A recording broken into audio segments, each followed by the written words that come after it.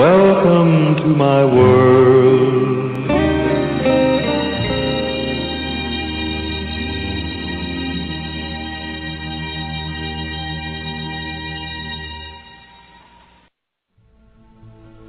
You're listening to Yvonne Stuart Taylor on criticalmassradio.co.uk. This is the Nowhere to Hide show. Now, it's our turn.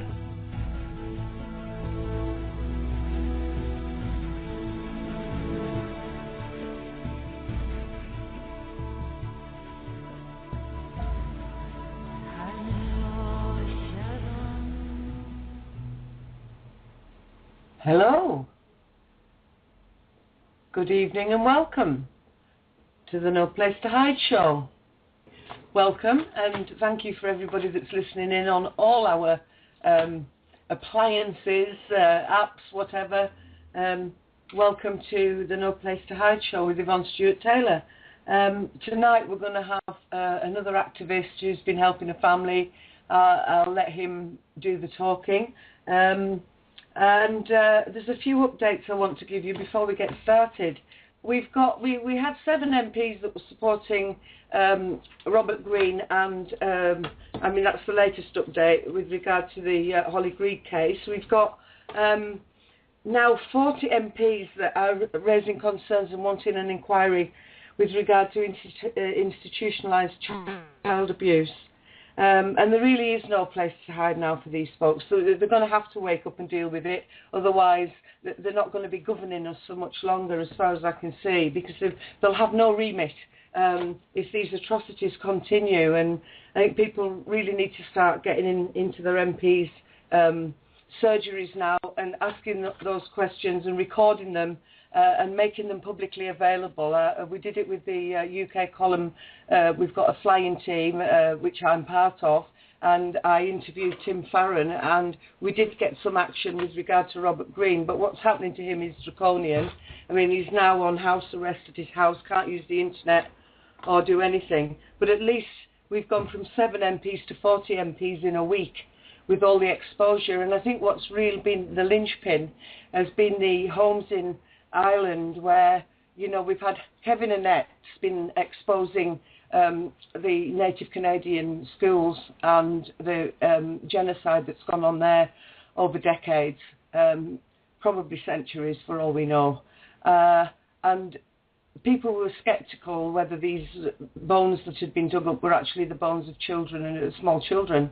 And now that we've had all this breakthrough in Ireland, it all adds weight to the testimony of Kevin Annette and his witnesses. So that's another breakthrough. Now, what else have we been doing?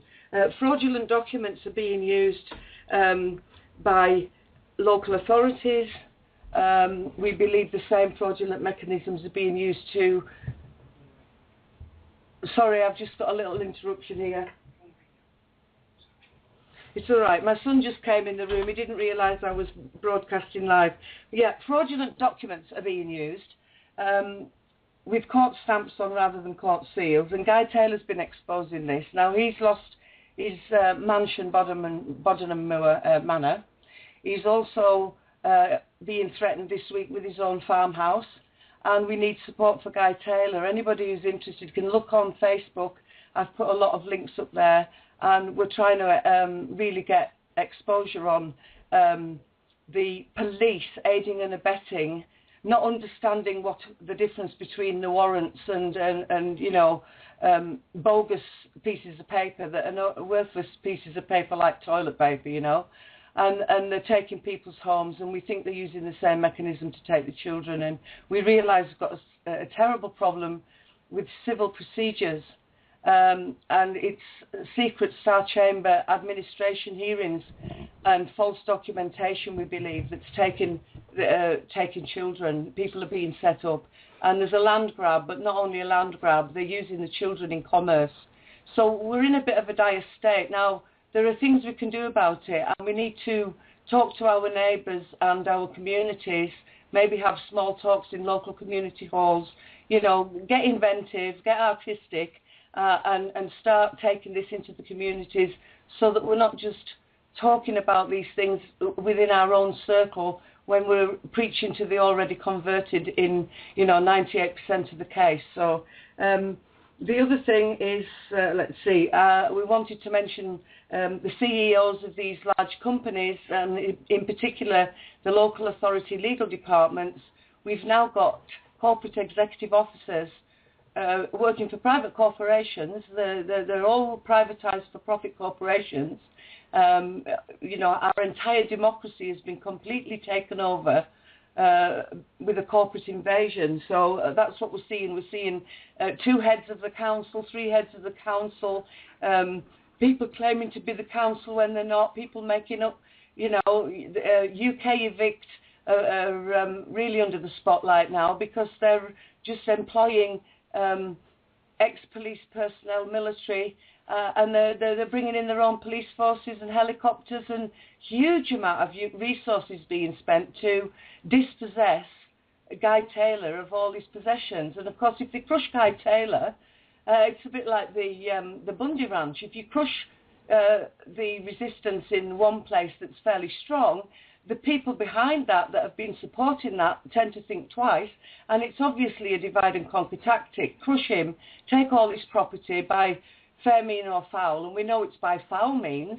and then everybody will then turn around and say, well, he can't even sort out his own affairs, so how's he going to help anybody else? And that's really getting the wrong end of the stick. So, just a few things there for you to be thinking about. I think we need to try, resist as much as we can to shut down the civil procedures and insist on having criminal trials and to just not accept, being stitched up in secret by corrupt people, because that's what is appearing to be on the surface now. We need common law and we need equity to keep the common law in check if we're going to move forward, and we need to find out mechanisms of how we can protect ourselves in equity, in private equity, seems to be the way to be going forward. So I'd encourage people to please research that for yourselves. I'm not talking about public equity. Another strategy I've thought is that when you're having problems with authorities, ask them for their public liability insurers, because if they're not insured to be doing what they're doing, you need to be looking at terms and conditions of public indemnity policies of all these authorities, because they are corporations, they work under insured terms and conditions, public liability, and they have to be. That's one way of holding them to account, and they have to provide that if you request it. So I'm suggesting that people be encouraged to say, look, if you're going to be behaving like this, I want you to provide me with your public liability. That way, they instantly think, oh, this person knows what they're doing, they might be going to sue us. Because whether we use their procedure or not, we can win cases with their procedure. It's just that we get Dr. Fix-It judges put in there and administrators from the council put in there to trip us up and to stop us from obtaining justice. It's absolutely criminal what's going on in these courts. There's no question about that now. We've got enough evidence to suggest that, and they can prove me otherwise. Anybody that would like to challenge that from the authorities, it's out of control. We've got police officers being bullied by upper management. We've got social workers being bullied to write false reports.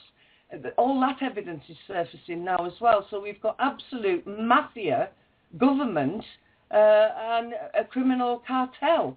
And there's only the people, there's only us coming together and working out ways of dealing with this lawfully and peaceably that we're going to make any changes that we need to see for the betterment of all of us. The other thing, of course, is the people's mandate, and we've got various other things that we can put to them. But we're going to have to start putting writs against our own government, because clearly they are not looking after us. And if necessary, we have to sack the whole damn lot of them and start again. Should we bring our guest on now, Paul? Is he about? Hello? Oh, sorry. Yep, we're going to do that for you now. Yvonne? Unbelievable. Brilliant. Yeah, it's because we're not feeding through live to the site, this should go through a lot easier now. So just connecting now. What we're going to do is we're going to have a nice little informal chat, like a fireside chat tonight, Intbel and myself, and you'll get the gist of it just by listening. And I'm not going to let out any secrets, okay? I'm just going to go with the flow. I think we've got them on there. There we go. What secrets? Hello. Hi, Yvonne. Lovely to hear from you. Welcome, my dear. Absolutely welcome. Intbel, if you want to explain what you do and why you do it, and the case in particular that we want to put some light on tonight, if you'd like to start. What do I do? Well, just speak. You don't have to do much. Just remember to mute your mic Okay. when you're not speaking. What do I do? Generally, overall, I endeavour to be of some usefulness, wherever and whenever. Involved in quite a few little things. As you know, my main focus at the moment is children, specifically regarding Paul and Asher Roberts. And they have been treated absolutely horrendously. Yeah, I can well imagine. I suspect probably know as much about it as I do, if not more. And so I was around from. Let me just say that when the first the older children, when the first baby was removed in the labour ward, I was around trying to deal with that then, and I will tell you Asha's own words when she spoke to me on the phone, deeply distraught, as you would be if you had any maternal instincts at all, which she has, very, very deep maternal instincts. And she said to me, I feel like they have ripped my heart out. yes. And of course I could relate to that, because I felt the same when they were trying to steal my granddaughter. But I'll put it back to you. I've been around, what would it be, 2009 onwards. Okay. Well, I didn't get into this until 2012 or 13. I'm terrible with that. Things are moving so quickly now. Half the time I still think I'm back in the 1990s. Yeah, same. Like 2014 already, in June. Blimey, where's the last 5 years gone? It's amazing. So I'll go to bed Monday. Next thing I know, it's Friday. I think, well, it was a forced adoption. The initial one, which you're aware, was Judge Williscroft. Incidentally, there's a EU arrest warrant out for her.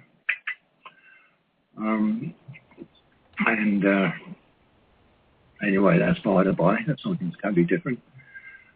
But her original order, is void on multiple counts. The order that she made was based on a void EPA anyway, emergency protection order. There was no emergency. But before that, which is worth relating because it's very pertinent, and Paul and Asher got married. Yes, they wanted children, very much so. And I think they tried for 2 years. I think it was 2 years. No children. And so they decided to adopt. They're looking into adoption. And so they went through the system, and they were both considered to be ideal parents for adoption. Well, you know what happens, as soon as you stop trying, things happen. So they decided that, well, we can adopt a child, fine, And of course, they stopped trying, and as soon as they stopped trying, lo and behold, their first daughter was born. And of course, she was taken at 7 months. So when Asha became pregnant, all of a sudden, guess what? They're suddenly not suitable to be parents. They're very much gung-ho about them adopting a child. A total reversal of their opinions of Paul and Asha's status in all respects. That needs to be mentioned, I think. Well, yeah, because it stinks of agenda.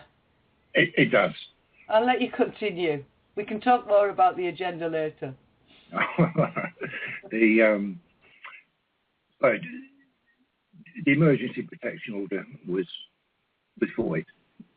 Therefore, Judge Williscroft, who made the original first order on Lily, I think it was, then the order she made was obviously void.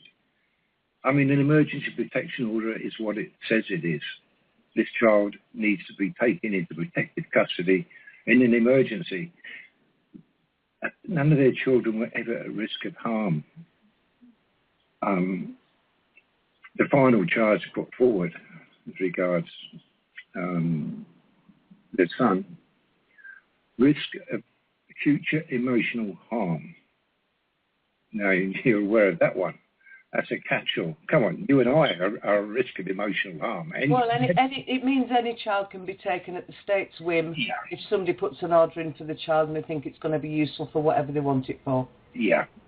I mean, every person, every individual, every human being is at risk of emotional harm from their spouses, from their work colleagues, from their bosses, from in any relationship, you know. Well, everybody gets the feelings hurt, you know. Life's cruel. Anyway, the order was not valid. That particular judge, she admitted it was on the basis of no evidence. She failed to establish the validity of the EPO, despite it being challenged in evidence. She failed to examine or account for the lack of any evidence. She explicitly refused to take responsibility for her own judgment. And the whole judgment contains error of facts and logic. It's just totally unsound. And I've got a detailed analysis of that. It just goes on and on and on. Well, if I tell you at this point that I was approved for foster care and adoption, Terry and I had gone through all the training for weeks on end, every weekend, absolutely every bit of our personal life being turned, including our sexual preferences, everything, all had to come into account. And we were approved to foster care and adopt because we knew that a lot of mixed-race children were lingering in care, particularly in Wales in the 80s. And we felt that we could give a home to a child that was lingering in the care system, and we had the best intentions in the world. And I only realised something was going wrong when I paid particular interest in a little 2-year-old, and the wedges that were forced in to stop us from taking on this little girl was just unbelievable. And yet we'd been approved to foster care and adopt.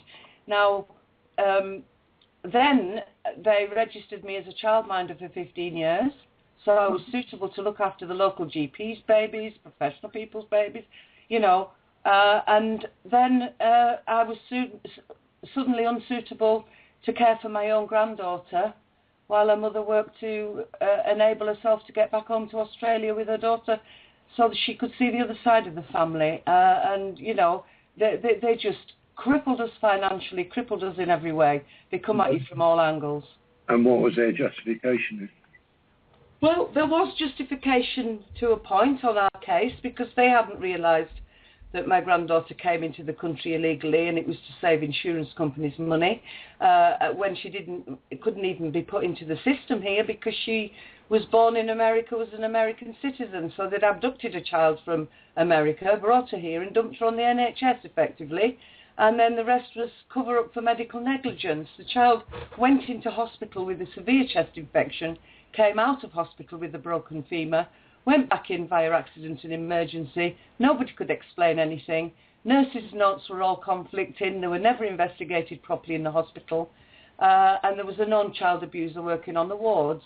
But I mean, that's all by the by. But it just lets people see how easy it is for you to be set up. There's a medical emergency, and it turns into you have wrapped the baby in a cushion or a blanket, because there's no bruising to explain any kind of violence at all. And you've broken the baby's leg to stop her going back to Australia, was the accusation.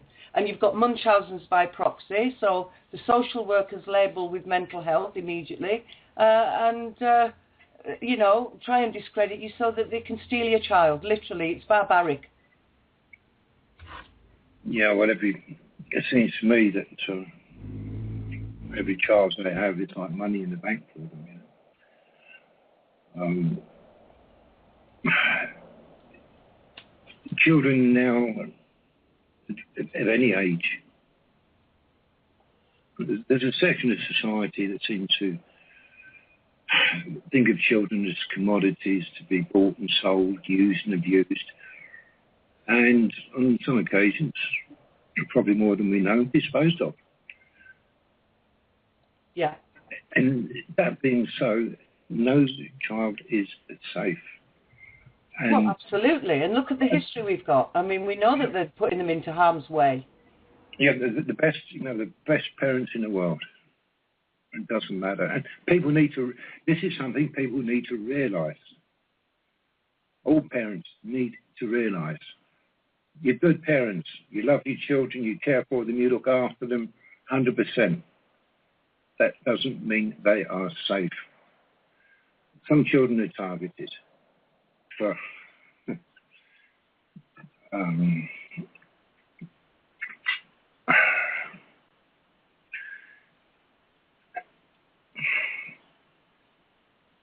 just refuse a vaccination, that's enough to get the NHS sending the social workers round. Argue with a policeman now, you get threatened with having your children taken off you. Yeah, anything. That's but they go to extremes. There was a lady who's really well looked after her children. She homeschooled them, fed them correctly. Perfect.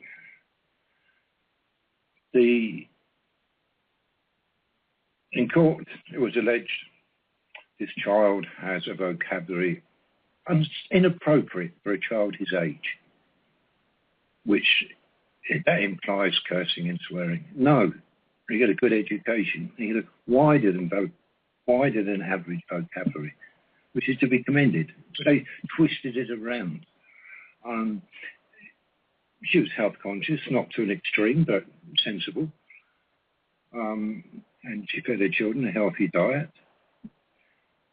And that was turned around to say, well, obviously this child isn't being fed properly. He's never heard of chicken nuggets. You know, well, if he'd been fed properly, he wouldn't have heard of chicken nuggets. You know, everything, whatever is said, it's turned around. Paul was accused of not complying with social workers. Well, why would he comply when he knows they're trying to take his child away from him? You know, you had that, that horrible piece of work. Some psychiatrist Hibbett. He made a fortune. He was paid thousands. Being a Staffordshire County Council's favourite psychiatrist. With 3 Porsches. That's the one, yeah. Building extensions, yeah? Yeah, and he's got off scot-free. Putting mothers through absolute hell. Yeah. Labelling them with disorders that they don't have. Yeah. Fictional, made-up conditions. Obviously, he must be a product of the Tavistock and the Portland programmes. Something like that. Pure evil, I know that. Oh, yeah. And now vindictively going after the people that have been witnesses against him, persecuting the mothers to this day. Yeah, and he's still at it, from what I gather. With the help of the CEO, John Tradewell, that thinks he can do anything. He's God. Oh. I'm not going to talk about him at the moment. Yeah, well, he's a psychopath and a sociopath, and he's... Yeah. But, I mean, Hibbert, if one of his clients got upset, he said it was unstable. One of his so-called clients, she was doing everything she could to do what was required to show that she's a good parent, and he turned that round to say she was obsessive. You know, but it's like the whole psychiatric industry. For every emotion, they've got a psychiatric disorder. Not a mental disorder or a medical disorder. It's a psychiatric disorder that they've made up. You and I, Yvonne. Yep. We, according to the psychiatrist's diagnostic manual, the DSM, we suffer from ODD, oppositional defiance disorder. Well, I think I suffer from empathy. Well, oppositional defiance disorder, for those who don't know, symptoms are challenging authority, disagreeing with the status quo. If you don't comply with it, then you've got it bad. Oh, well, I've got it very bad then. Yeah, but they've got medication for that. And if you don't take the medication, then, well, you'll be sick. They force you to, with an injection in the loony bin. Yeah. And I know firsthand from someone who spent a few years in there exactly what that's like. And yep. I asked him about Jack Nicholson's film, One Flew Over the Cuckoo's Nest, and he said it's very, very close to that. If not worse. One lady that I know was in there recently because she's reporting that she was abused as a child by a local GP. I won't mention any names, but pharmaceutical companies involved giving her heavy doses of medication. You see, they hope that by medicating the children will forget the abuse and they'll forget who abused them. That's the agenda. Yes. Drug them. I mean, Teresa Cooper's case is another one. Go and look on notoabuse.com and support that good lady, because she's written 2 books, Pin Down and Trust No One, and from the age of 13, psychotic drugs, because she was being literally kept in confinement and raped by visitors to that home. Grown men, 13 years of age, and she looked like an old lady. She was totally out of it on 7 times, I think she said, the adult male dose of psychotropic drugs. Uh-huh. So that's what's going on with the Ritalin. For years they've been using false memory syndrome to use against victims and survivors, and now it's, drug them so they can't remember anything. That's what's going on in our care system. There's no care in there, believe me. As an institution, there's no care. It's psychopathic, and it's profit driven. However, I must say that within the industry, within social services, there are some good people. Unfortunately, many leave because of the situation, and the good people who do stay and do their best, who genuinely care, they never get off the bottom rung. It's like in all institutions, Yvonne, it's always the psychopaths that get to the top, because they just tread on everyone to get what they want, so automatically they get to the top. And as regards social services, I would say to people, don't let them through your front door.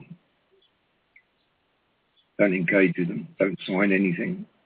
Don't even reply to letters should you receive any. Keep the ones they do send, obviously, as evidence, in case it's required. But unless there's unless they've got a warrant or something, you don't have to engage with them, and don't.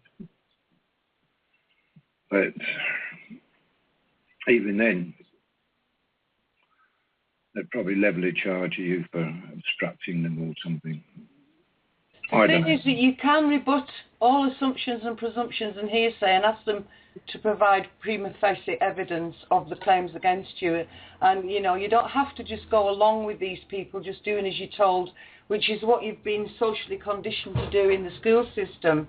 You have to challenge wrong authority. It has to be challenged, because the genocide and the continual wars that we're having now are happening because we haven't done so. Well, when the social services workers, when they give evidence, they're not under oath or anything. Again, with Judge Orrell in Paul's case, massive error in his judgment, a massive error in law, because he continually gave greater status to unattested second and third hand written evidence than to counter evidence given in person and cross-examined under oath. But Paul was denied a fair hearing. Which is a violation of human rights. We see countless human rights being violated in these secret star chambers. And, you know, the media report a fraction, an absolute fraction. Christopher Booker is doing a good job with the Telegraph, but he's getting ready to retire. Who's going to dare after him? You know, he's the old school journalist. I noticed he does a lot of work with Russia Today. He's probably considered a spy by some people, but he's really getting the point out, although not frequently enough, and enough people certainly aren't listening to it. But, you know, what he's reporting is the tip of a huge iceberg. Most of these cases never get any press.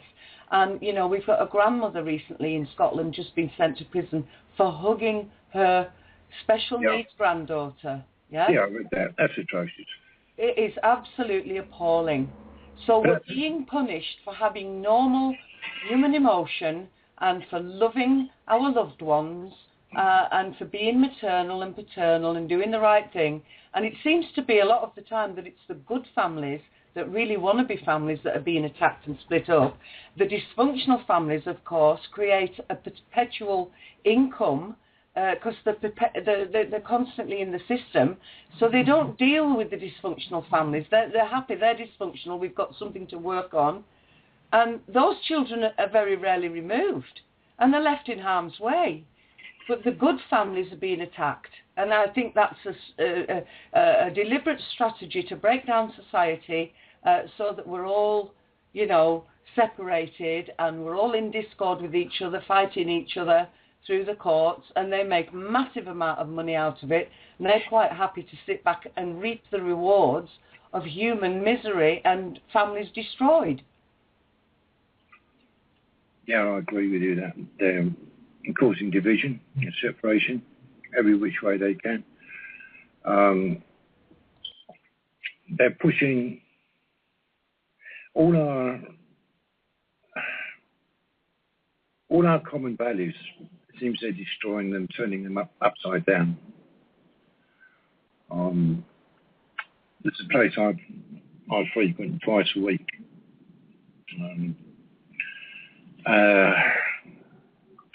Where there's, you know, youngsters, young teenagers, and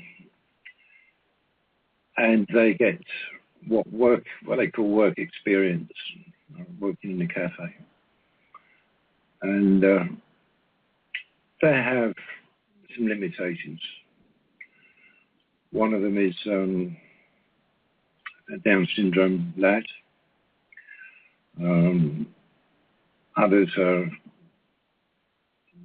perhaps intellectual limitations, emotional limitations. I refuse to call anyone disabled. If I put a gun to your head, load it, pull the trigger, bang, you're disabled. I don't like that term.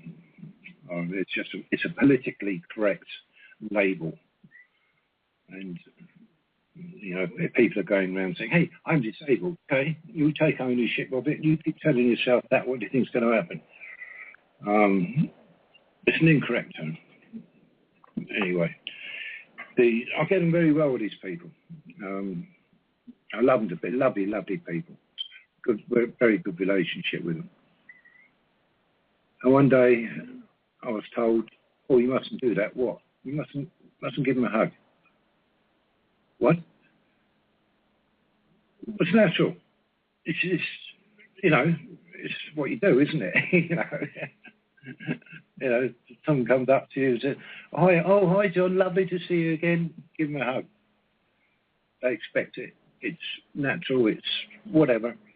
Oh no, not allowed. And I began watching them, and they avoided any physical contact whatsoever. When it's exactly what they need. Now, if they are in, where's a care home, sheltered accommodation, or whatever, if the rule is you have no physical contact, from where comes any sense of affection, human contact? It's necessary. Now, if a child is separated from his mother at birth, there's no breastfeeding, there's no bonding. You know, how do they expect that child to grow up? And they want to talk to us about abusing our children when we love and cherish and nurture them. You know, who are the real child abusers here? I mean, what we need to do is turn the Cinderella law around and have them all sorted out, because, you know, mirror it right back at them, because if anybody's causing emotional harm, it's the state agencies that are running for profit and breaking up families. I mean, they're causing absolute devastation emotionally, spiritually, mentally, to young, tiny babies, as well as their families and extended families. Exactly. What happens to children who don't receive any affection or love? What happens to them? You've got psychopaths. They grow up like John Tradewell. Exactly. Dangerous. You've got psychopaths who are trying to create people in their own image. Right? That's what it seems to me. I mean, if they've been starved of all human affection and dragged up to do nothing but go after money and high-powered positions and power and wealth, of course they're not going to care about the people they're climbing over the backs to get there, are they? No. And that's what we see happening. And our sense of design here, are an objective, an agenda, and it's not. I don't believe in coincidences. This seems to be the way it's going. You know, turn as many children into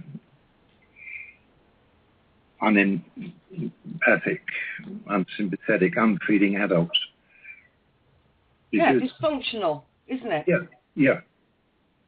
And it's an absolute.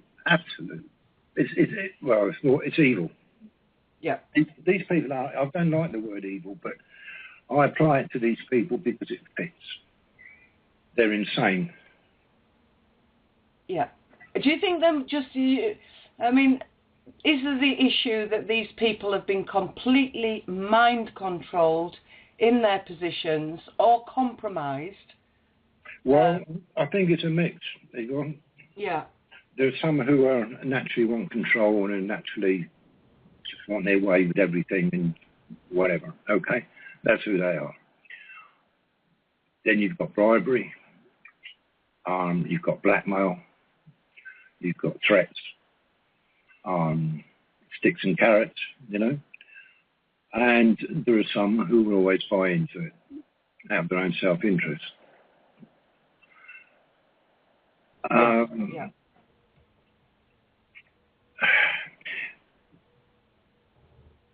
Bill Maloney, he suggested an amnesty for paedophiles.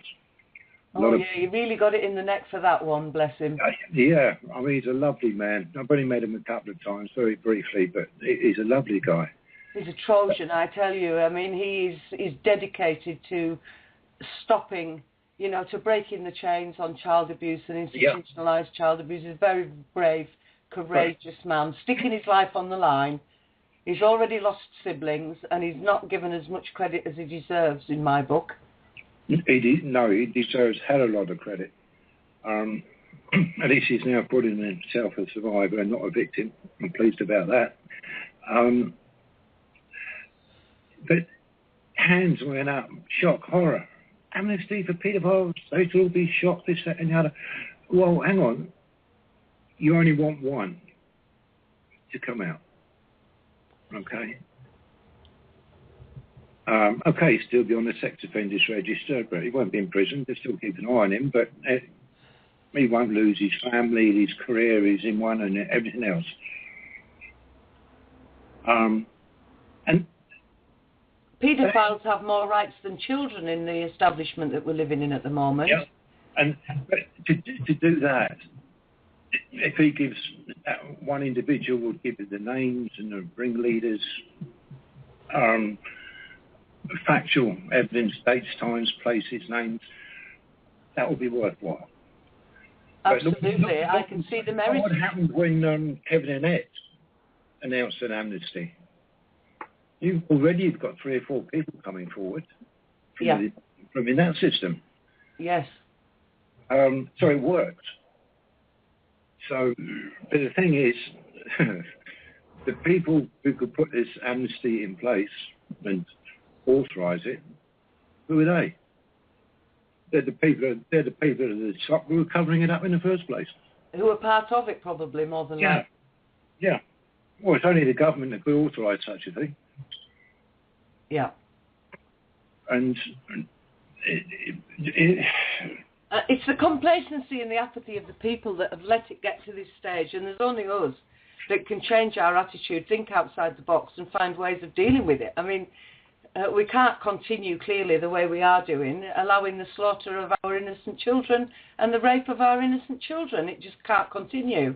And, as we've said, every family is vulnerable to this attack by the state and unscrupulous people working, because the system is no better than the people who are operating it and working it and have the power to make life-changing decisions. And these are life-changing decisions. And, the horror of having 4 children taken away from you. I mean, I just about had a nervous breakdown contemplating having my granddaughter forcibly adopted when the Kafkas officer threatened that at our home. I went and threw up in the sink. And, I just can't even imagine to go there, what it's like for it to actually happen. Just the thought of it was enough to make me ill. Well, Paul had it from day one. Even the latest one with his son Jack, he said he was told, they'd have to sign the Official Secrets Act document, the gag order thing. And he refused. And he said, well, if you don't sign it, you'll never see your son again. It was a blackmail, it's a mafia tactic. It's absolutely base, and it's just disgraceful and outrageous that they dare to use children as leverage against their parents to get conformity. I mean, does that not tell people the world that we're actually living in? Get out of the illusion, folks. Well, he also threatened to send him to prison if you, after the order was signed. He said, right, now you sign that. If you speak with this outside the court, anything that, anything that happens in this courtroom, if you say anything about it or whatever, then you'll go to prison for 3 months. Basically, Paul's response was taking the shit. He said, "What's 3 months in prison compared with losing one of your children forever?" And he told him straight out. And apparently, Judge Orwell, who's as corrupt as they come, he was he was gobsmacked. He was quite taken aback with that. And there was no answer to that. So Paul is a hero. He is one of the few, very, very few, in fact, the only one I know who has basically said, sod your injunctions, I'm going to say everything. I'd be proud to call him my dad, Intbel. I really would. I think we'll have a little breather. I didn't want to cut you off there. I mean, finish your sentence, but we'll have a little breather and we'll ask Paul to put a tune on and we'll go and make a cup of tea and then we'll do the next hour because we've spoken for an hour already. That went quick. You're listening to Yvonne Stuart Taylor on criticalmassradio.co.uk. This is the Nowhere to Hide show. Now, it's our turn.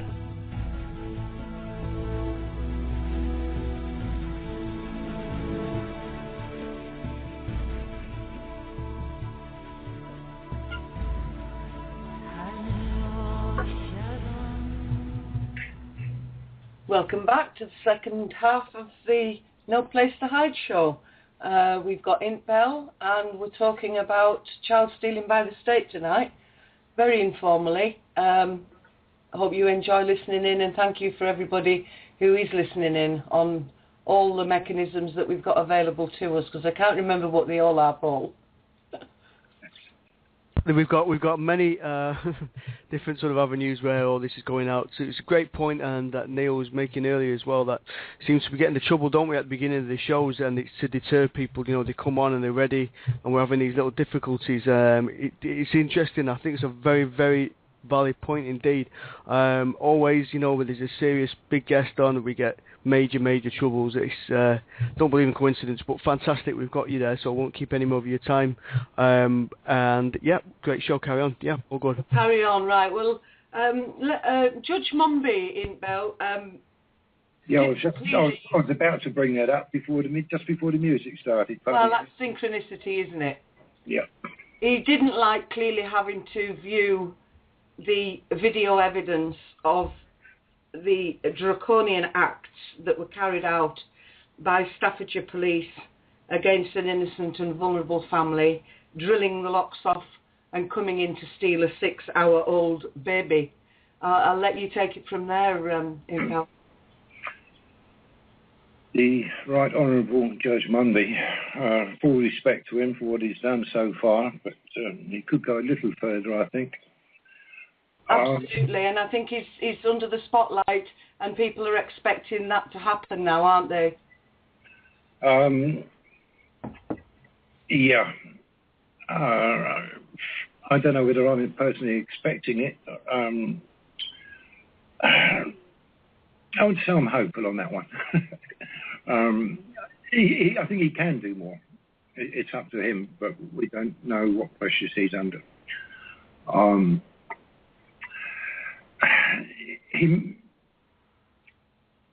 Mr. Mundy made it quite clear that yes, the stories can be told.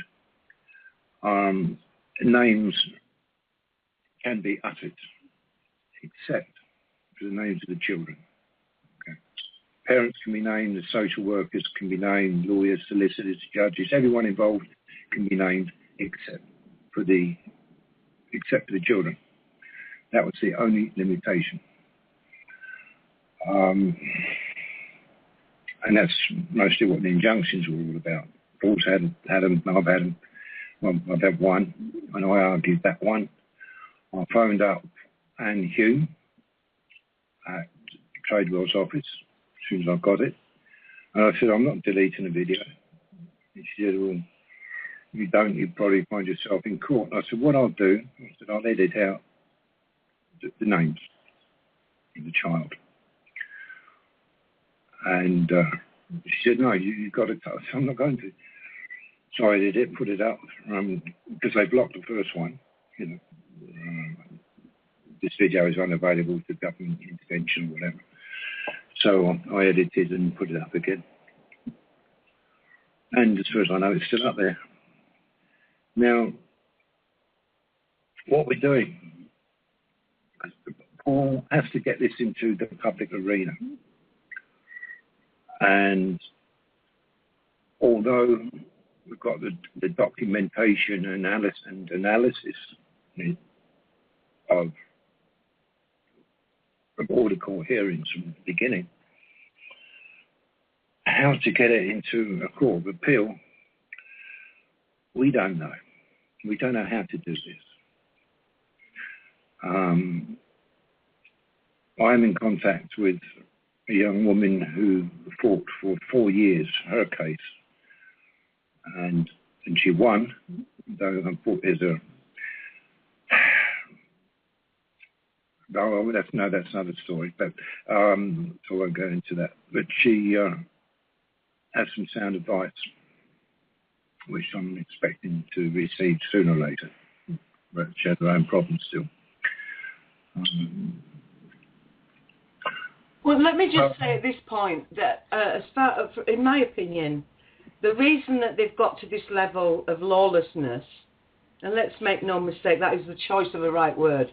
They are lawless, and what we've got is a totally renegade. We've got anarchy in our public service among our white-collar workers. Complete breakdown.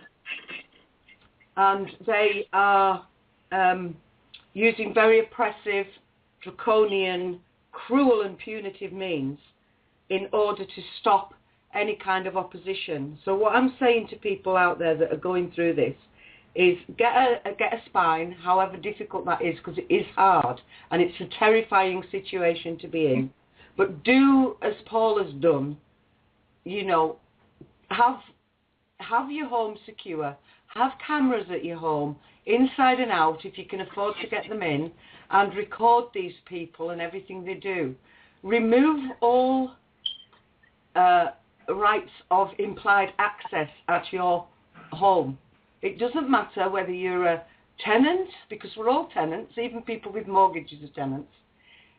Private property, you're paying the rent, the home is yours, it's a dwelling place. It's not really a home, because a home's not protected under our constitution.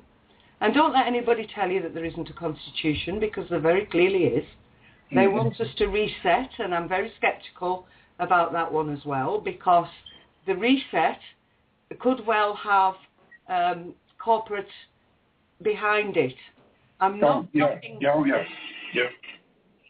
I'm not knocking it, but what I'm saying is investigate it very carefully. I've joined. I mean, you just give them your postcode and you join. Fair enough. They all know that bit of information about me anyway. But I'm joining for the purpose of investigating thoroughly before I make any decisions about getting active in the community and doing those things that they want, because it could well be part of the overall Agenda 21 United Nations agenda with devolution and all the rest of the stuff, which is obviously genocide, more perpetual war, corporate beast keeps running, and we don't get anywhere. What we've got to do is take the power back, and we do that by filming these people, whether they like it or not. And we are entitled to film them. Judge Mumby, we got case law from the bravery of Paul Roberts in filming them and making that public. The UK column were also threatened. I was on a list of the people affiliated with the UK column, and they wanted my website down. And because we risked ourselves going to prison is the reason we got this case law. So, you know, Paul is not just doing this for himself. He is doing this for an entire nation and possibly the entire Commonwealth, because these social models of social engineering are being panned out right across the Commonwealth. If we can sort the rot out in the City of London and we can get some decent people that's still left in the system, but, you know, time's running out. We need Judge Mumby to stand up to this.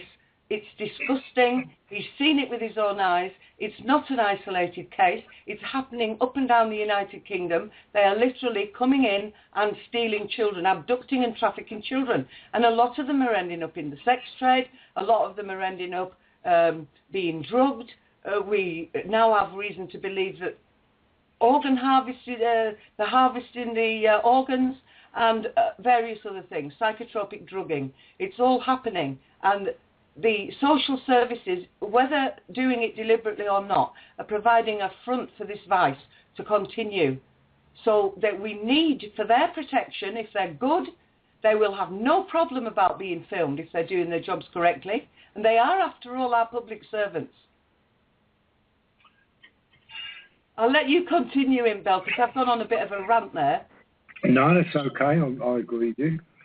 I don't trust this restart 1 inch. I really don't. We don't want to restart it. We want to get rid of it and replace it. What we're doing at the moment, this into a public court, is to totally defy the injunctions. Right? Now, to that end, I took 2 documents. There's a lot of documents out there but most of them are redacted. Paul put up 2 that are unredacted, named all his children. Straight away, he's breaking the injunction. We waited. Nothing happened. So I sent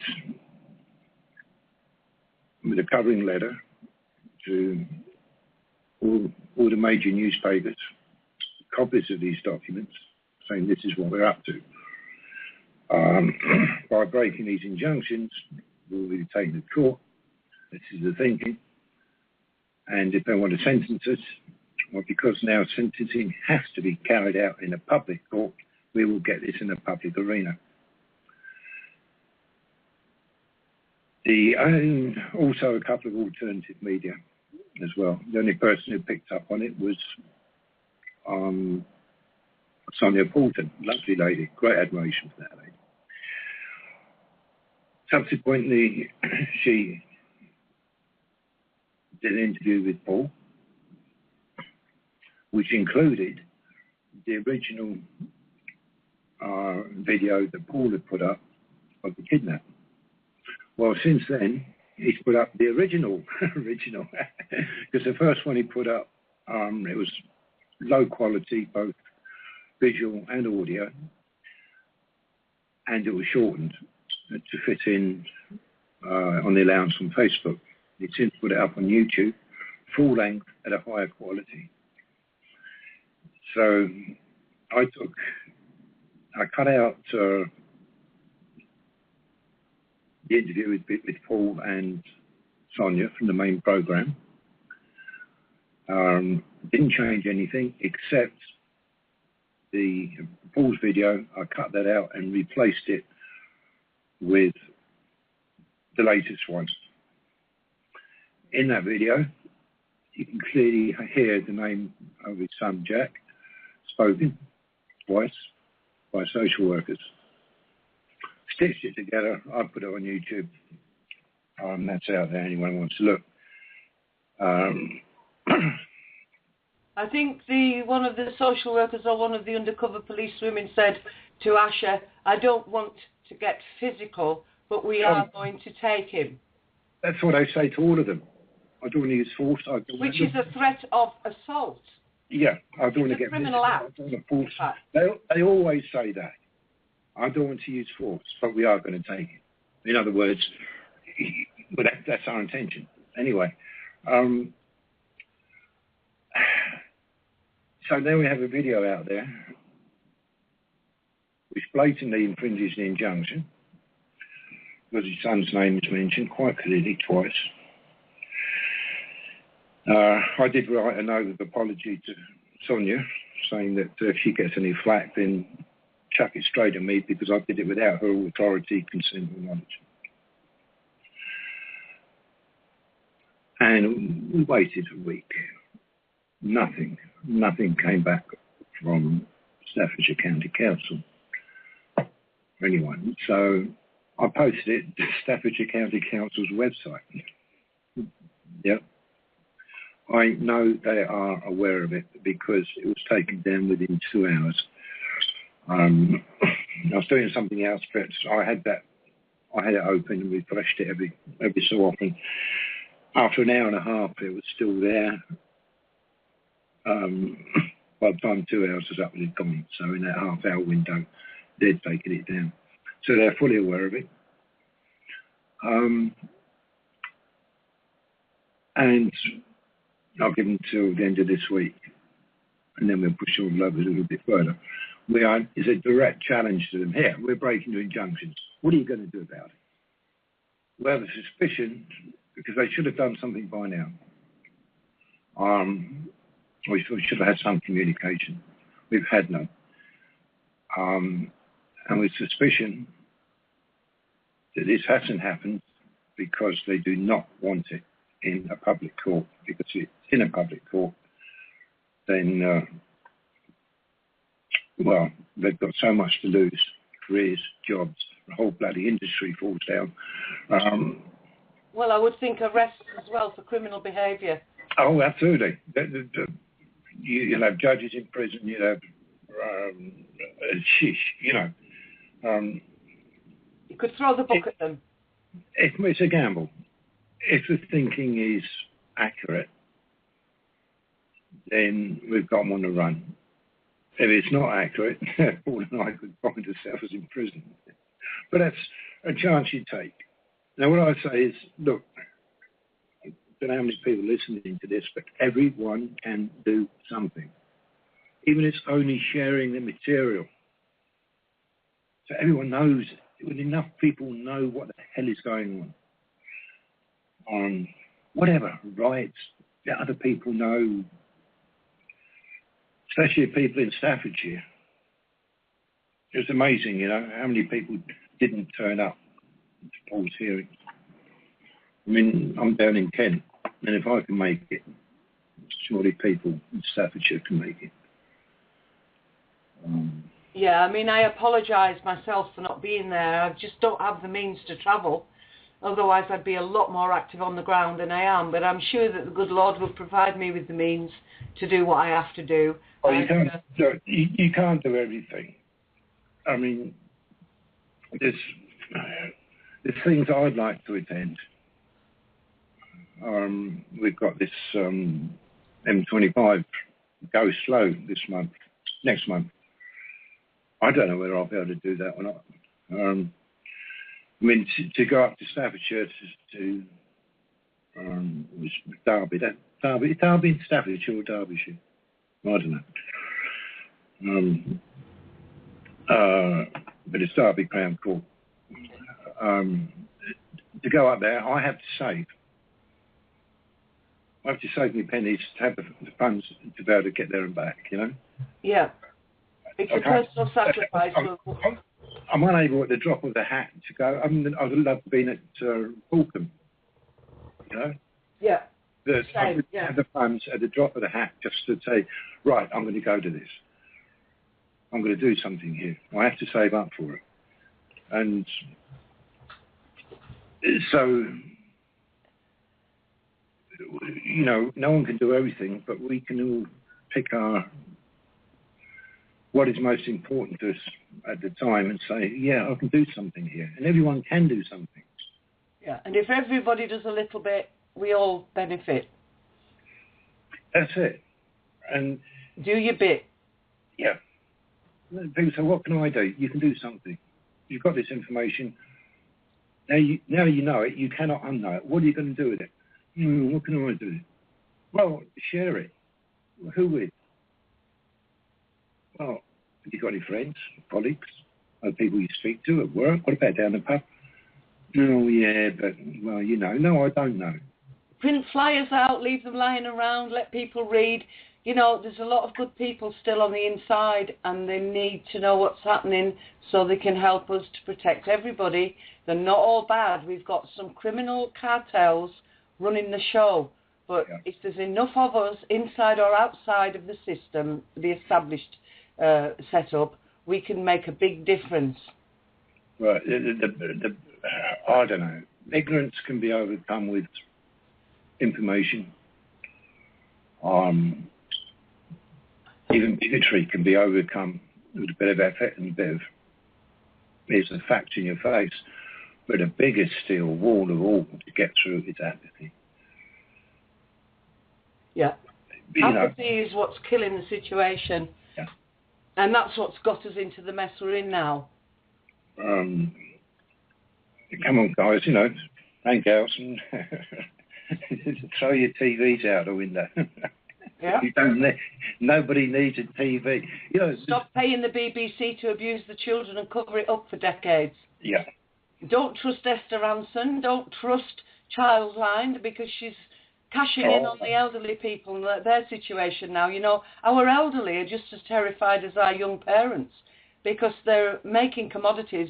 We're all just human commodities. That's all we are. How old is elderly? Well, elderly, I mean, I consider myself, you know, getting past middle age.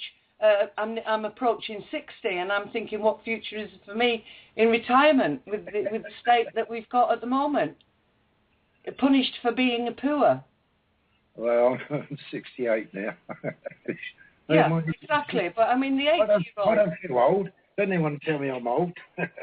The elderly would like to die in their own homes, assisted, and they don't want to be euthanized in the NHS and used by Tavistock and experimented on. There's something else. We've been dehumanized in so many ways. Things we're not allowed to do. Not allowed to have a child. I'd love to have been a Father Christmas, but you know what? If a child comes into your grotto, arms out, hello, Father Christmas. You're not allowed to pick him up and give him a hug or put him on your knee. Not allowed anymore. You've got to put your hand up, stop, sit there. Well, I mean, there's a difficult I couldn't do that. I just couldn't do that. Then you have, in addition to that, you have the politically correct language,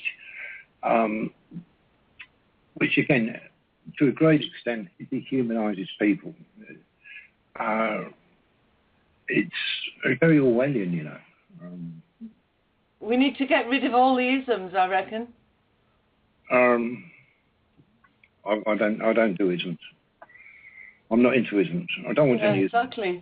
I agree with you. We don't any word with an ism on the end of it. No. Oh no, thank you.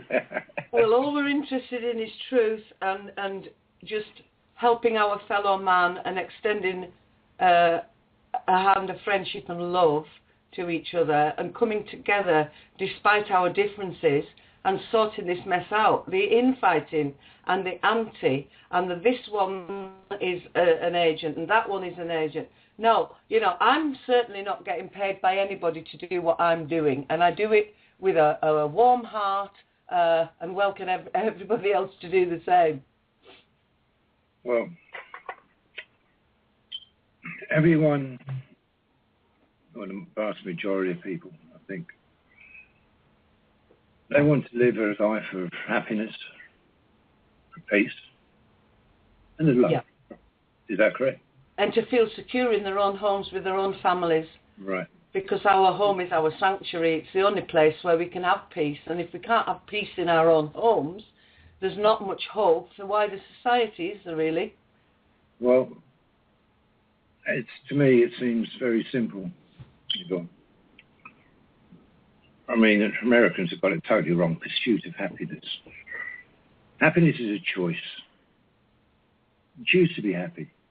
If you rely on anything outside of you, people, situations, events, things, if you rely on them for happiness, you're screwed. Because everything outside of you comes and goes in your life. Yeah, be happy that you've got something meaningful to be doing in your life and fight the good fight. Choose to be happy.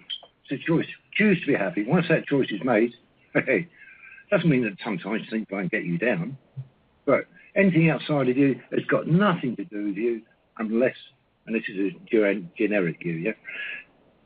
Anything outside of you has got nothing whatsoever to do with you unless you choose to engage with it. Exactly. So you be happy. Choose to be happy. Oh, yeah. I won't do that. That make me unhappy. Well, don't do it then. You know.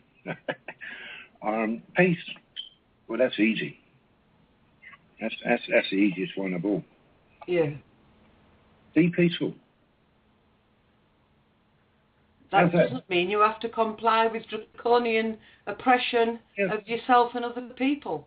When enough people choose to be peaceful, I mean, as John Lennon said, if you want peace, war's over, war's over if you want it, I think was his poster. Well, you can have peace. If you're peaceful, be peaceful. Come on, guys, everyone, be peaceful. But people do not want peace.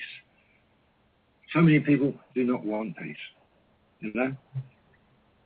Well, they will if they've had to go through the family court system and got through it by the skin of the teeth like I have, and they're happy that their family's still intact, because believe you me, the majority of families that have to deal with this, their families are not intact. They are in absolute emotional turmoil, especially in light of what's coming out in the media now, and the knowledge that the children, they've had contact completely severed. They have no clue what's happening to their children. You've got Jack Straw, whose brother was a paedophile, for goodness sake. They're stopping the children from having a voice. So if they're in the care system, they can't speak out till they're 18, and then they're threatened. I mean, it's just absolutely disgraceful. Yeah, for those who don't know, Jack Straw, he made a ruling, and it's still on the books, that children, while they are in care, may not make any complaints about abuse within that care. Now, why would you do that and bring that in unless you were protecting paedophiles yourself, Mr. Straw? I'd love an answer from you. Yeah, and of course, once you're 18, and you say, this happened, oh, that's old stuff now, oh, you're making it up, that's history, forget it. I mean, I'm working on one case. Horrendous. Absolutely horrendous. What sort of evil mind would dream that one up? Exactly. You've been abused? Yeah, but are you in care? Yes. Well, you're not allowed to report it. Oh, you keep your mouth shut. Yeah. What happens if they don't? Yeah, well, I mean, this is obviously why we've got dead children in the system, and children disappearing, and children being passed to gangs to be raped. I mean, it's obvious. And let me tell you here and now, it's not just Asian men that are raping children. This is happening in the white-collar department and in Westminster, right under the nose of our MPs and politicians and the lords and the ladies. Well, we know now that the children were thrown overboard from Ted Heath's yacht. Yeah, taken by Jimmy Savile and sent on a death ride. Yeah, I mean, Heath, he was known for his long fingernails. Because when he abused children, he used to scratch them, and he actually had false fingernails. Oh. So he could really gouge. And they were thrown overboard. I'm not saying he threw them overboard, but at his behest they were thrown overboard. Okay, I'm done with you now. That's it, get rid of them. Why? Because today's victims are tomorrow's witnesses. Exactly, and they do speak eventually. And that's, where did that phrase come from? Bill Maloney, probably, I think. Yes. They're really trying desperately, the BBC, to make this historical, when in fact it's continuing and getting worse as we speak. Yeah. So the horror that's being dug up now is nothing compared to the horror that in 10, 20 years' time our children are going to be digging up. Unless we stop it now, we can't wait for the next generation to deal with it. It's just not fair. Well, the next generation won't be able to deal with it. That's right. The thing is, we're in an age now, aren't we, Intbel, where we've been taught a set of standards to adhere to and live to, and then suddenly we find ourselves getting ready to retire or past retirement age, and suddenly we're being told by this horrible state that everything we've been taught we've got to forget, and we've now got to accept, paedophilia, and there's absolutely no bloody way that I'm going to ever accept paedophilia. You call me what would you call it? A pedo phobe. They can call it what they like. I simply cannot accept it and won't accept it ever. I know. And I don't know what the solution is. Well, educating the masses is part of it, That's it. I agree. Get the information out. Let people be aware, be on your guard, but don't be fearful. You replace your fear with love for humanity, and you won't go far wrong. Well, that's it. Out of happiness, peace, and love, you want to live a life of love. Be loving. You exactly. You can only have what you give. Yeah. Love isn't something you carry around in a pouch in your pocket and dish out to the favoured few. Oh, have a bit of love. I like you. Or, oh, you know, you've got a nice body. I think you can have a bit of love. No. Love is the most powerful, creative energy in existence. Yes. Right? Indeed. That's what I say. God is love. Yeah. And with due respect to your personal religious beliefs or anyone else's, I would turn that around, and I say God is the name that you give to love. Yeah, well, God teaches me love anyway, and you know, I feel loved by my Creator. I don't know about anybody else. I certainly don't think that you know, evolution is part of creation, and at the end of the day, the Creator is all good. It's us that have to learn that lesson and have to want to be a part of that and to be like the Creator, because we are creators. We're co-creators. Yeah, exactly. Exactly. And it's awesome when you think about it. I mean, you've got these scientists thinking they can create life. They cannot. They'll never succeed in creating life. Ask them to make a leaf.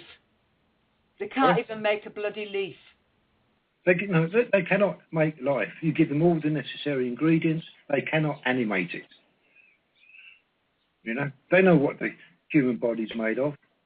They can get all the ingredients in the correct proportions. Right. Now animate it. You can only have life from life, you know. And it's so damn materialistic to such an extent. And again, this takes us back to psychiatry again. Because they claim, in order to have a physiological basis for their medications and so on, so they could be respected as doctors, and it's a totally false claim, that these so-called aberrant behaviours are caused, or emotional behaviours. Emotions, basically, they say, are caused by chemical activity in the brain. Wrong. There is a correlation, yes, between chemical activity in the brain and emotion. The emotion comes first. It's the emotion which causes the chemical activity in the brain. So when I give people these drugs because they're getting a bit sad, a bit up, a bit down, whatever, they're just dumbing everything down. The emotion comes first. You feel it, and the brain responds to what you feel. Let's go back to Paul and Asher on that, because when the first time I watched that, I was absolutely broken for about a week. Yeah. You know, asked my husband how I was, because I felt that so close to my heart. And I said, this has got to stop. We cannot continue like this. This is just, I cannot believe that people are behaving. I mean, what kind of a man or woman will rip a 6-hour-old child away from a mother, or cut a baby out of the mother's womb to hand over to state authorities, knowing what goes on in our system now? What kind of people do this? It was that video that kicked me off. And then straight away I was into it, looking at everything I could find out. And case upon case upon case comes up. And I realised this isn't just a one-off. This is an industry. Very much so, and they're making an absolute fortune. It's not just about the money, it's about power and control of the masses, and it's an absolute Tavistock, Portland, Fabian-led operation. Yeah. It is social engineering as well, to a very great extent. It couldn't be much crueler and punitive if it tried. And it's horrific. And once you're aware of it, then you become very sensitive to when you see families out and about, and you see, especially when they're foster children and so on, and you see children and even adults who are in care, and you see them out and about with their guardians, foster parents, carers or whatever. And it becomes pretty obvious. The care industry, I know some very, very dedicated people in the care industry. And I know some who don't give a monkey's. They just don't care. I'm here to do a job, and that's it. Well, they're a disgrace to their profession, and it's unfair on the good ones in the system. Yeah. That applies to the police and all across the board with all the agencies and service agencies, charities and everything else. The bad people need to get out. You're in the wrong place. Yeah. Because you're bringing discredit on the rest of your colleagues, and that's it. It's like being in a workplace, Intbel, and somebody's a thief, and there's 30 employees, and everybody is suspected of being a thief until you find out who the thief is, and it's just not on. They've got no integrity. Get the hell out of the system and let good people run it for everybody else. That's all I can say there. Well, good people will leave. They're either kicked out because they're whistleblowers, or they get out because they can't stand it. Yeah. And the ones who do stay in there, for reasons of income or whatever, they're under a hell of a lot of stress. A lot of stress. Yeah, terrible. Trying to keep a roof over their own family's head. And imagine you've got a conscience, and you know that children are being hurt, lives are being ruined, and you're part of it. But, yeah, it must be. I don't know how a lot of them sleep at night. I really don't. And how, if you're in that position, you say, well, I'll open my mouth, I'll lose my job. Or they might come after my children if I raise exactly. Oh, yeah. Yeah, that's not unknown either. Well, you know, Sheena Williams, didn't she? Lost 4 grandchildren to forced adoption. Paul Carter of Kent, the CEO of Kent, he's another one like Tradewell. They're absolutely vicious, and they'll use any weapon they can against you in the most cruel and vindictive, malicious fashion. That reminds me, I do need to, or want to rather, get in touch with Sheena Williams. Is it Williams? Yeah, Sheena needs all the support she can get, and I mean, it's emotionally crushing in this situation. If I would like her to contact me. I'm not asking you to, I mean, it wouldn't be right for me to ask you to give me her contact details, but you have my contact details. And yeah, I'm working on that for you, my dear. Okay. I'd like to get Sheena on the show as well at some point. When she feels that she'd like to do that. I mean, I live in Kent, and she's Maidstone, which is only a half-hour drive away. Yeah. Maybe 45 minutes on a bad day, depending on traffic. But I think we could do some mutual benefit. Maybe not. I don't know. But it would certainly be worth a try. Yeah. Yeah. But certainly, I can put some stuff. I can put a story on the website and throw that about a bit. Which is one. The website I have now, I've had, I don't know how many years. I had 3. One was for graphics, one was for news and stuff, and one was for spiritual matters. And I couldn't afford to maintain all 3, so I knocked 2 on the head. And this one, I deleted everything. I just wiped it all out and started from scratch with a focus on children. And if anyone wants their story highlighted, write it up, and I'll put it up there. Just, that's what I'm doing.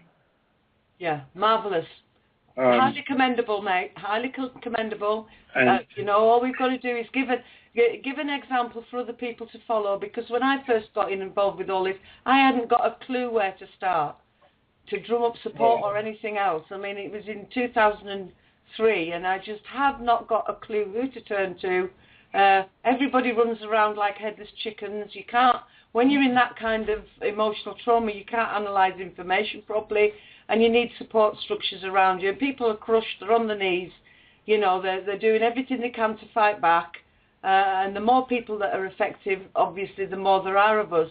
But we'd like to stop it before other people have to suffer the same, problems that some of us have had to suffer. If you can avoid it, and we can put mechanisms in place to protect families, well, then that's what we're aiming to do. Well, I don't know where I'm going with this. I don't. I'll make it up as I go along. I'm putting Paul's material up, and I'm putting my neck out for him. But if anyone, hey, if you got a material, send it to me, and I'll give you page 2, whatever it takes. Videos, whatever. I can put it out there. I've got plenty of space. That's marvellous. And I'm the same. Anybody listening or anybody who wants to talk these issues over with me, welcome to Skype me. And, I'm quite happy to have victims and survivors on the show, even if you want to come under an anonymous name and talk about what's happened to you in the system. There might be young people out there listening. I'm not advocating that young people, that are in the care system, if they hear this program, come in, because it is really an adult program. But having said that, there are a lot of adult victims and survivors that need a voice, and I'm quite happy.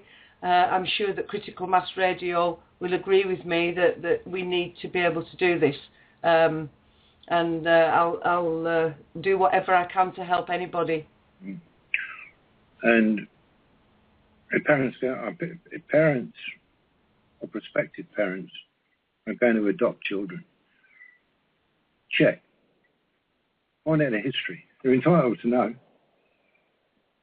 Find out was it a voluntary adoption or forced? If it was forced, then check very carefully. Of course, the problem with these forced adoptions, the children are damaged, emotionally harmed. They are from the get-go. From the and if you are adopting them, it's not going to be an easy ride. And a lot of these adoptions break down. A lot of foster parents can't cope, and they get passed to another set and another set and another set. These children are detached and they're emotionally traumatised, and it's not an easy one, at all.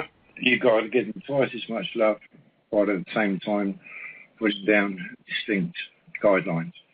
So they know where they stand, they know exactly where they are. You draw a line in the sand. You put down the guidelines, but you give them all the love, and they need more because you've got to overcome the damage. So yeah, it's not an easy job.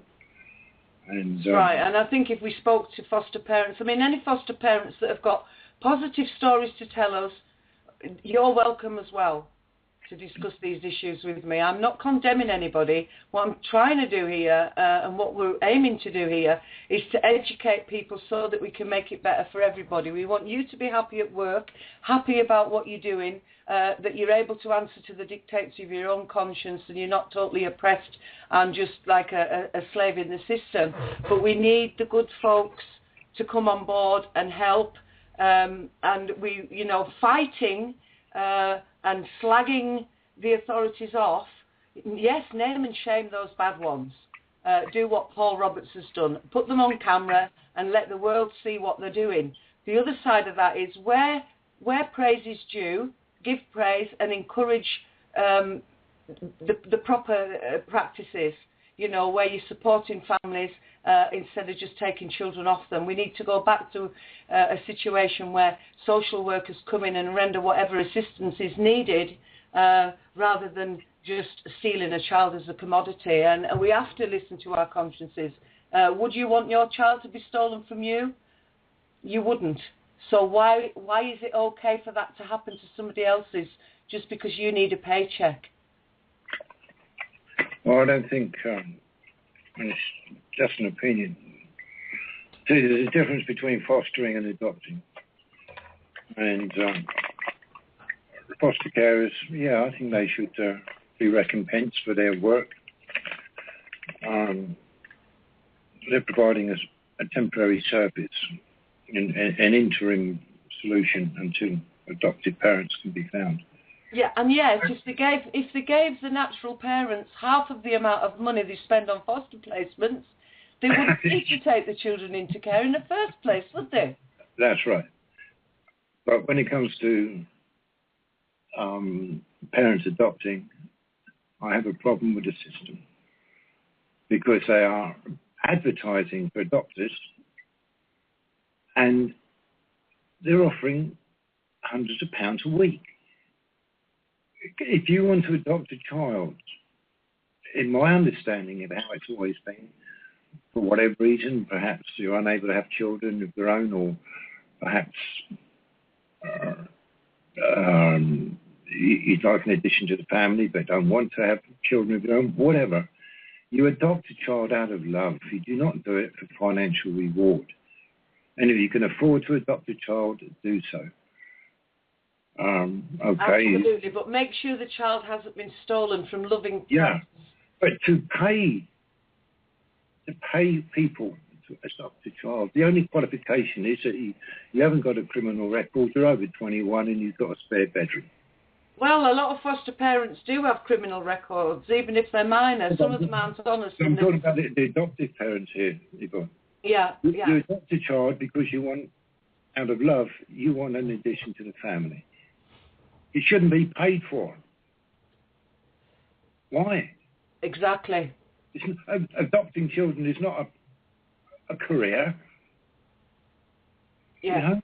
Which is what it's been turned into. And it Yes. does, again, it's not fair on the decent people who have adopted and made a damn good job of bringing up wonderful children when children have needed families. But now we've got a situation where it's a business, the children are being abducted from their natural families and they are being held hostage in foster placements and passed from pillar to post because it generates cash. And then when they get unhappy and they can't cope with it, they get drugged. And worse. And that is the reality we're facing. That is the truth. There's enough evidence now to back that up. It's not just an opinion. Don't forget adoption targets. I mean, they're not going to put resources into giving families a bit of help or guidance that they need. Why do that? Hey, we can get a child adopted and we can make a fortune. Yeah, well, it's a case of enable and don't disable, isn't it? Sorry? Enable people to be parents, don't disable them. It's the same with people that have got disabilities. Enable them to do what they are capable of doing within the confines of their own restrictions. That's all that needs to be done, not commodity cash cow. We can make money out of this one, grab it off the parents. But, you can receive hundreds of thousands of pounds for reaching adoption targets. Wow. I've come to the conclusion that many county council chief executives, and they run it like a business. Well, it is, and I mean, corporate development says everything. Corporate development of children's services. Come on, folks, wake up. Right, it's about 10:02. Have you got anything more you want to add, Intbel, before the music comes on and we're played out? Not really. Ignore injunctions. Tell the truth. Always tell the truth. Peaceful non-compliance to unlawful and criminal orders. Yeah. Don't fight them, because if you push, they'll push back. Yeah. Just say, okay, I've heard you. Thanks for that, and then just forget about it. Non-compliance is the way to go. Yeah. Don't do anything unlawful. And be polite to them. Be agreeable. Say, yes, I hear what you're saying. Yeah, I've got that. Fine, I fully comprehend it. Never say you understand. Yep. So I'll comprehend. Now prove it. Give me proof of your claims against me. Give Yeah. me the prima facie evidence. Yeah. Yeah? Proof of claim. Thanks very much, Intbel. I really appreciate you coming on, and we'll have you on again for updates. And love to Asher and Paul Roberts, and fight the good fight with all your might, and get over the fear. Once you've had all your children taken, you've really not got a lot more left to lose, let's say that. That's right. I'll definitely give you. I'll let you know as soon as I've got an update. If anything changes one way or the other. And, okay.